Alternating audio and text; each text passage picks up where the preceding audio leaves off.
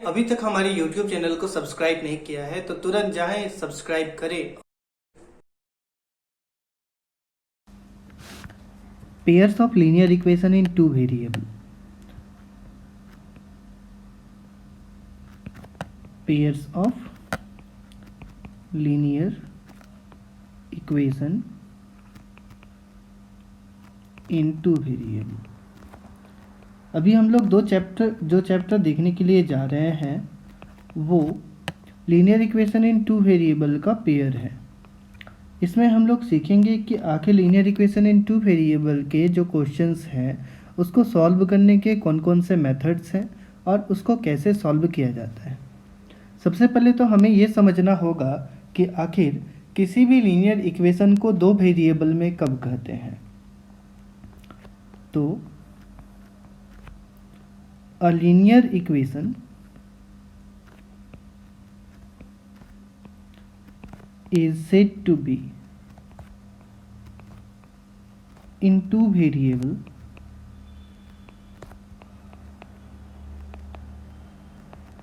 if the equation consists of two variables attached with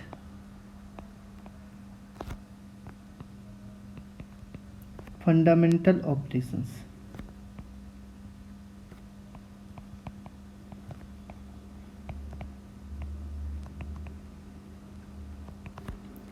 कि यदि कोई एक लीनियर इक्वेशन है और उसे हमें दो वेरिएबल का कहना है तो किसी भी लीनियर इक्वेशन को हम लोग दो वेरिएबल में तब कहते हैं जब किसी भी लीनियर इक्वेशन को दो वेरिएबल में तब कहते हैं जब उस लीनियर इक्वेशन में हमें दो वेरिएबल दिए हुए हों।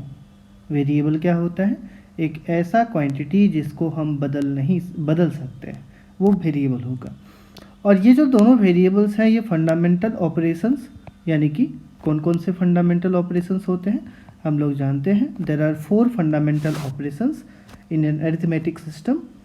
These are addition, subtraction, division and multiplication. तो यदि ये इन फंडामेंटल ऑपरेशंस के साथ अटैच हों तो हम लोग उस लीनियर इक्वेशन को कितने वेरिएबल का कहेंगे? तो दो वेरिएबल का कहेंगे। अब आते हैं standard form of a linear equation in two variable. तो इसका जो स्टैंडर्ड फॉर्म होता है ये होता है ax plus by plus c is equals to 0। यहाँ पर ये जो हम लोग इक्वेशन देख रहे हैं ax plus by plus c is equals to 0, इसमें क्या है कि यहाँ पर a, b और c ये कांस्टेंट्स हैं और x और y जो है ये वेरिएबल्स हैं। ठीक है, x और y की जगह पे हम लोग a b c कुछ भी बैठा सकते हैं, बट हम लोग इसको स्टैंडर्ड फॉर्म मानते हैं। ये जो है ये स्टैंडर्ड फॉर्म है linear equation in two variable का। अब कोई भी लीनियर इक्वेशन जो दो वेरिएबल में हमें दिया हुआ है उसके जो पेयर हमको दिए होंगे, जो लीनियर इक्वेशन का पेयर होगा, स्टैंडर्ड फॉर्म का जो पेयर होगा, तो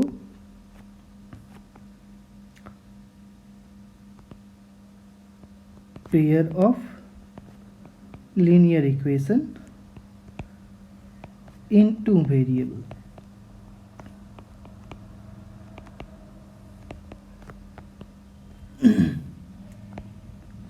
इसका जो स्टैंडर्ड फॉर्म हमें दिए रहेंगे दोनों इक्वेशन के, एक होगा a1x plus b1y plus c1 is equals to 0 और दूसरा होगा a2x plus b2y plus c2 is equals to 0। अब इन दोनों इक्वेशन को सॉल्व करने के 4 मेथड्स हैं। पहला है ग्राफिकल मेथड,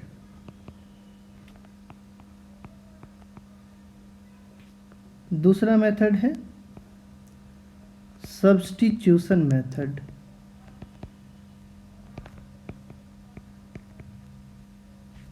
तीसरा मेथड है एलिमिनेशन मेथड,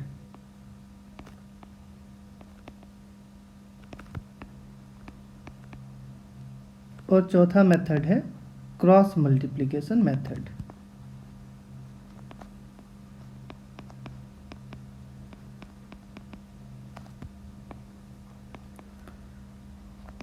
ये चार मेथड है जिससे कि किसी भी linear equation in two variable के क्वेश्चंस को हम आसानी से सॉल्व कर सकते हैं। ग्राफिकल, सब्स्टिट्यूशन, एलिमिनेशन और cross multiplication.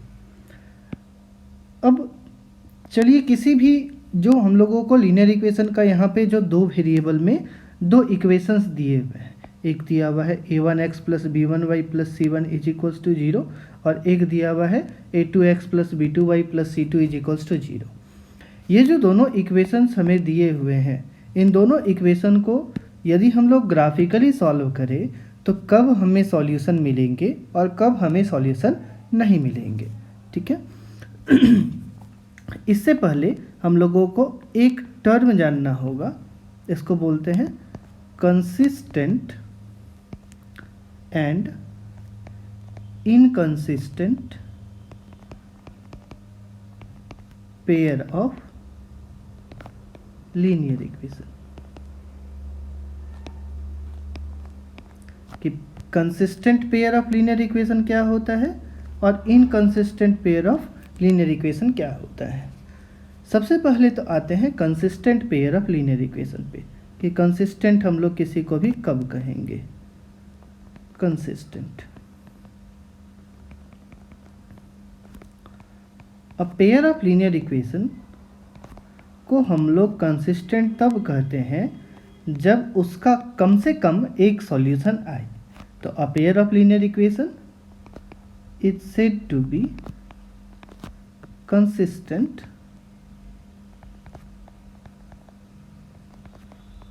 if we get a solution। कि यदि हमें एक सॉल्यूशन मिल रहा है तो उसको हम लोग कंसिस्टेंट कहते हैं। कभी हम लोग किसी linear equation in two variable को कंसिस्टेंट बट डिपेंडेंट कहते हैं। ऐसा कब होता है? जब हमें मोर देन वन सॉल्यूशन मिले या फिर इनफाइनाइट नंबर ऑफ सॉल्यूशन मिले। तो a pair of linear equation is said to be consistent or dependent if we get infinite number of solution। कि यदि हमें इनफाइनाइट नंबर ऑफ सॉल्यूशन मिल रहे हैं तो हम लोग उस लीनियर इक्वेशन को क्या बोलेंगे? तो कंसिस्टेंट डिपेंडेंट कहेंगे। इसके बाद आ जाते हैं इनकंसिस्टेंट पे, कि किसी को इनकंसिस्टेंट कब कहा जाएगा।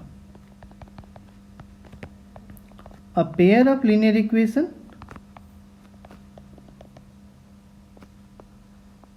is said to be inconsistent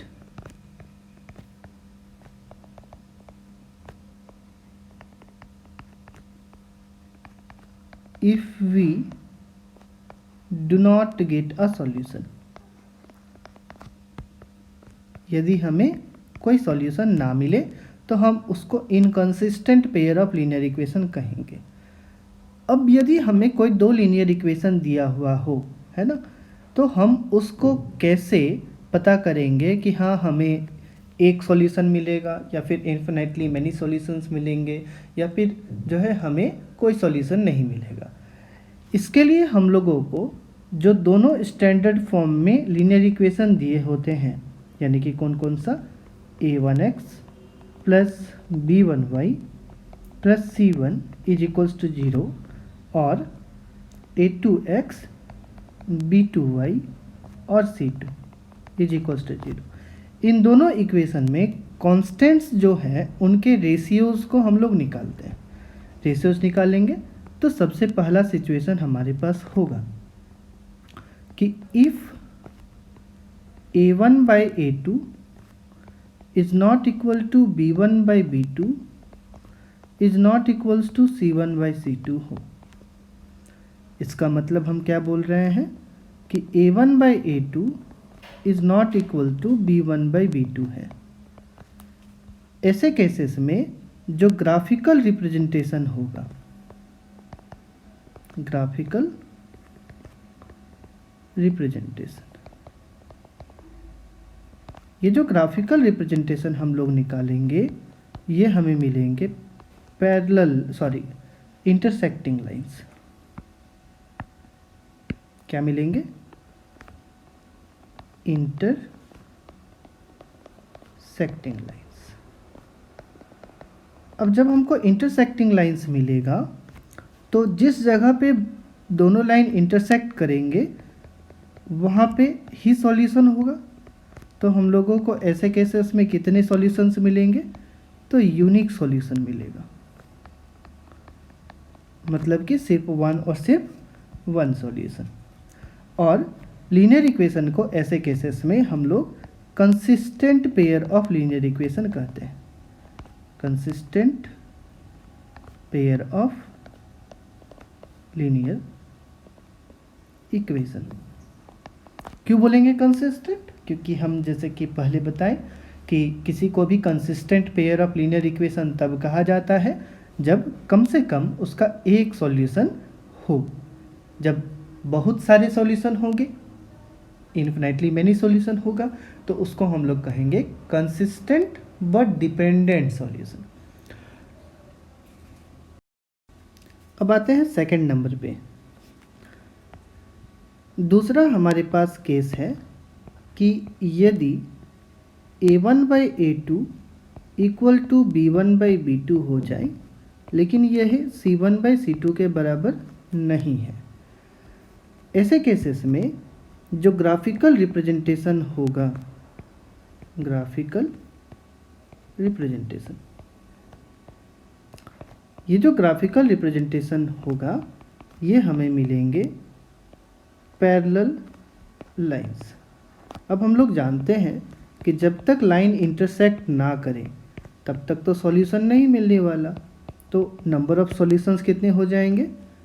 तो एक भी सॉल्यूशन नहीं मिलेगा, तो हम लोग कहेंगे नो सॉल्यूशन, कोई सॉल्यूशन नहीं मिल रहा है।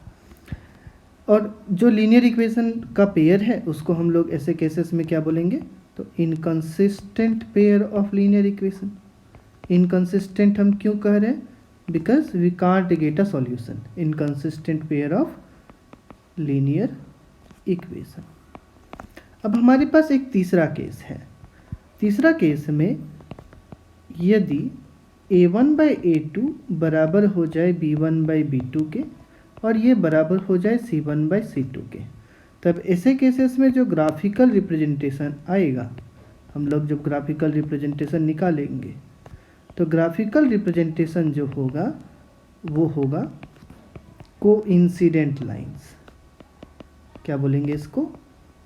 Coincident lines. कोइंसिडेंट का मतलब एक लाइन के ऊपर दूसरे का फिर से पड़ जाना, मतलब एक लाइन है उसी के ऊपर दूसरा लाइन जो है रिप्रेजेंट कर रहा है।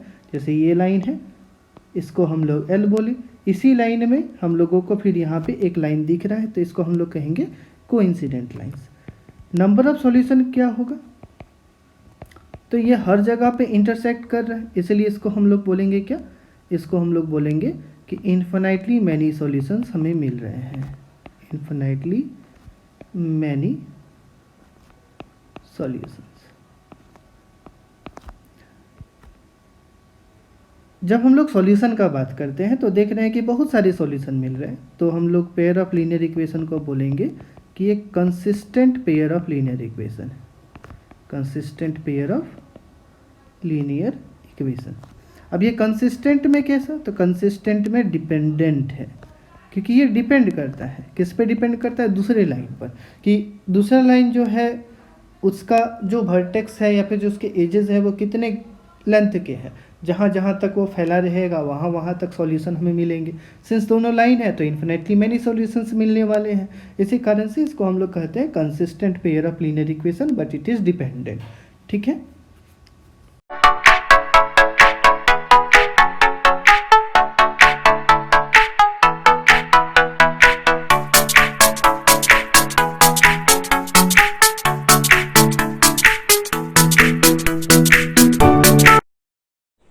यदि आप लोगों को वीडियो पसंद आया तो लाइक करें, शेयर करें और सब्सक्राइब करें, और देखना न भूलें हमारे चैनल को।